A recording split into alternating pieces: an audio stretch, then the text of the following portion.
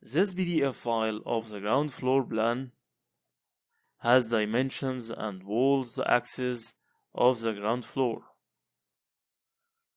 This sheet on screen we can create it by layout.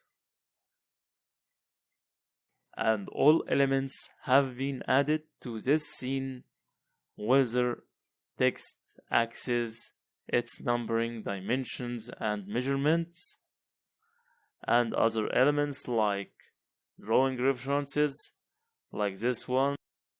Here tell us about this plan, this drawing, and other scrapbooks such as North Arrow, graphical scale and other elements. We can add them through layout. Layout is a very effective tool to create project sheets for any project has been built in SketchUp.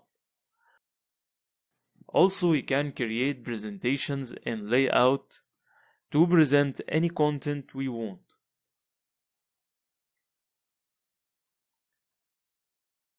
For example, you can use it to create your portfolio, like InDesign or PowerPoint.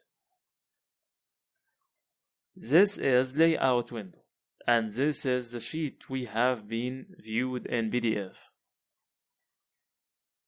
These are axes. Here are dimensions, text of room names, also scrapbooks and drawing references. Also, we can create a custom title block like this.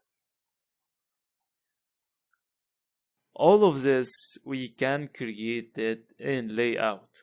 When we select this scene, we will find that it is a viewport. View the scene we have prepared in SketchUp, and also we are able to set the scale of drawings in this viewport. We also can add images like these rendered shots, and maybe have one page contains more than viewport. Like thus, we have more than viewport in this page. And we can display 3D scenes or 2D scenes in a viewport. The importance of layout is that it benefits from the effort that was put into SketchUp and translated into sheets, drawings, and presentations through its features, which helps the user to avoid starting from scratch in any other CAD software outside SketchUp ecosystem.